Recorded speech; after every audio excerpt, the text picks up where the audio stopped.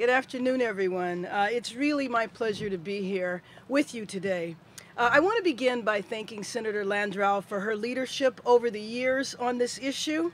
When I was in the state legislature 6 short months ago, I worked with the senator, and I'm very proud to stand here today next to her as a member of Congress and honored to join her in co-chairing the Adoption Caucus in the House. 6 years ago in the Assembly, I started the Foster Care Committee, and I traveled the state conducting focus groups with foster children, foster parents, social workers, etc. And without exception, every time I met a group of children who were in the system, they always said that the one thing that they wanted was an adult that would work with them who was not paid to be with them. And what they were describing in their own way was really a mentor. And so the purpose of what we're talking about today is, number one, of course, it's National Foster Care Month, but also the Foster Care Mentoring Act, legislation that the senator has worked on for years, and I'm happy to join her this year as a co-author of the bill in the House. And the Foster Care Mentoring Act specifically will improve the outcome of the children in the system by authorizing $15 million to establish statewide mentoring programs. And what this means is that a state would be eligible for $600,000 to establish or expand a mentoring program. Another feature of the Mentoring Act is that $10,000 would be allowed for a college student in loan forgiveness if they would agree to volunteer as a mentor. You know, Sacramento is a partisan town just like Washington, D.C. But one thing I found in Sacramento, and I'm certainly finding in my short time here, is that foster care is a bipartisan issue. One thing that we agreed on in Sacramento is that when a government, whether it's a state, federal government, county, whatever, intervenes in a family and removes a child from the home, then that government becomes the parent. And if we do not properly care for the children, then you can raise the question as to whether or not we're guilty of abuse or neglect. So although this is tough economic times, this is a small amount of money to meet our obligation. A fact we know is that when the government does not properly fulfill its responsibility as a parent, then the cost to the individual child as well as to society is enormous. The outcome for these children, we also know, is often tragic. My Republican colleagues in Sacramento would often tell me that they would never vote for an appropriation except for when it was for foster children. I look forward to working on this legislation in the House, continuing to work with Senator Landrieu, and several months from now, standing here ready to move this legislation forward. Thank you very much, and now I'd like to introduce the senator. Thank you, Congresswoman Bass. The Congresswoman has been a long-standing and effective and passionate advocate for foster children in California. And as Speaker of the Assembly, she designed and built and passed several significant pieces of legislation to help reform the foster care system in California. And she has brought that tremendous energy and expertise and compassion and passion to this issue here in Washington. And I am so pleased that we have decided to partner together on this important piece of legislation. I am thrilled to have her help and support as we seek to build bipartisan support among our colleagues for a bill that makes just a tremendous amount of sense.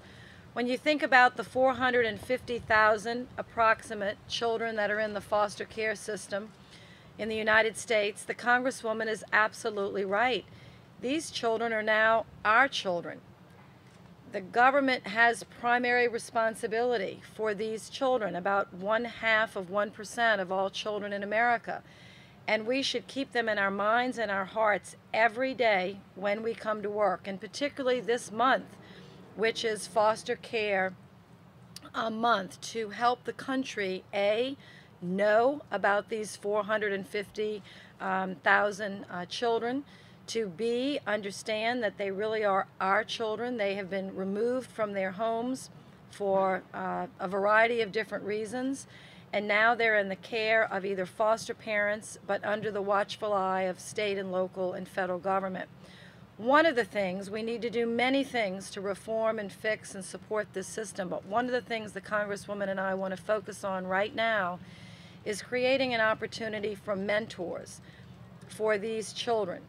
And there are some reasons why. I want to be brief, but I want to give you two.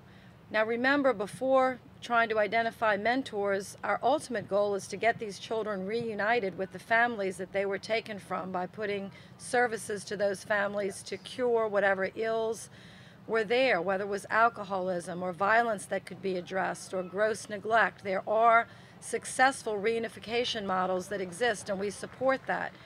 If that fails, as the Congresswoman knows, we then try to provide a permanent family through adoption. So foster care should be temporary. In fact, it's the law that children should spend no more than 18 months in foster care. We passed a law about 6 years ago to that effect, and the states are complying with it in various forms and fashions. So foster care is meant to be temporary and a quality placement where children can be safe and be nurtured until they can find a forever family. But in the meantime, the Congresswoman and I know, because we've seen a program work so successfully in California, that providing a trained and academic mentor for children that are in this transition can be so effective. And I want to share one story and then turn it over to a young woman who came through the foster care system and will share her personal story and introduce two other young people that are with us that will share their personal stories. A young man joined us here 2 years ago in Washington. His name was John Paul from the state of California. He is not here, but I have a statement from him, and I'd like to read a part of it in the record. He really is a phenomenal individual because when you understand what he went through, you will agree with me. He really is one in a million. He says, on June 12, 2010, at 7 a.m., I accomplished something that so few of my fellow foster care alums have. I graduated from the university. At the end of the summer, I also did something that even few have a chance to do. I entered graduate school. He said, this might not sound like it's a great deal, but from my peer group, so when you understand that from the summer before my 9th grade to the year of my senior year, I moved a total of 12 times. I attended 13 different high schools and spent almost one academic year out of school because of the time it took to transfer between school districts. This is outrageous that any child in America in our foster care system would have to go to 13 different high schools. It's a wonder he graduated, and it's a miracle that he got through college. But he's just one of those special kind of kids that persevered. A mentor would have been a tremendous help for him as he moved from school to school, somebody that would stay with him and help him. Now, he achieved it on his own, but there are thousands of children that do not have the determination or the ability to succeed against these incredible odds. That's what our bill will help to find, some stability in transitions for foster kids while we work on returning them to their biological families and while we work to move them on to a permanent family through adoption. So that is one of the things that our bill will address. The program has been piloted successfully in California. This will give us an opportunity to expand it to quality programs nationwide. And at this time, I'd like to introduce Betty Krupa, who works for me and has for the last 2 years. We're very proud of Betty and what she's accomplished. I'd like her to come forward with her testimony. Thank you very much. Hi, yes, my name is Betty Krupa, and thank you all for your time today coming, and thank you Senator Landrieu, and thank you Representative Bass, and thank you Larissa and Eric Lulo, who are fellow alumni of the foster care system. I stand here today with Eric Lulo and Larissa Pike, who are survivors of the foster care system and advocates for this important improvement to bring about awareness and highlight National Foster Care Month. I'm speaking on behalf of my fellow sisters and brothers who are currently in care, the foster families, social workers, court representatives, and lawmakers who all face the challenges of helping the nearly 450,000 children who are currently in care in the United States. This is an astonishing statistic, and that can be decreased with the help of people like you and me. One of the many ways you can get involved is by becoming a mentor for youth. I informally had a mentor who helped me enter care for the final age of 11 after spending my toddler years back and forth between foster homes and my birth parents. I give credit to a DARE officer in the Baltimore County Public School Systems in Baltimore, Maryland, who educated our class about the meanings and importance of verbal, sexual, and physical abuse and how it can negatively affect your whole life. Growing up, I always knew something was wrong, but Officer Phillips helped put things into perspective. During a time I hit my all-time low and was severely depressed. She helped me realize what was occurring was severe abuse and it wasn't my fault. And I knew I needed to get out and never return again. Again, Officer Phillips kept in touch with me during my time in foster care. She would take me out shopping, participate in activities that normal children would do, and she was always there if I needed someone. Having this mentor, I always knew I could count on to help me stay stable and develop a sense of security.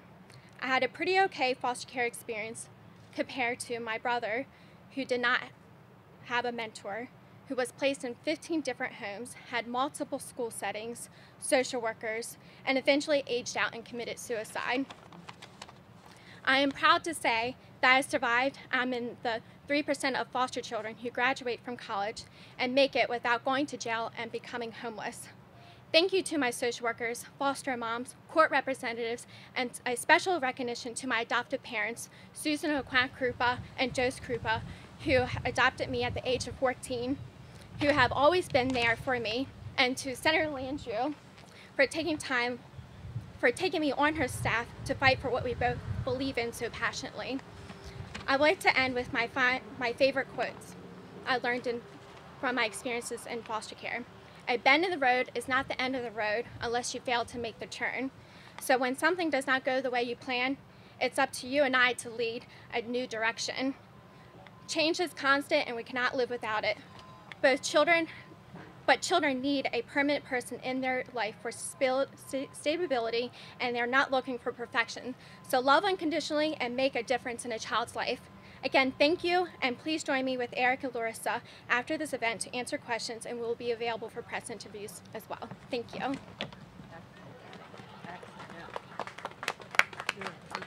Any questions or?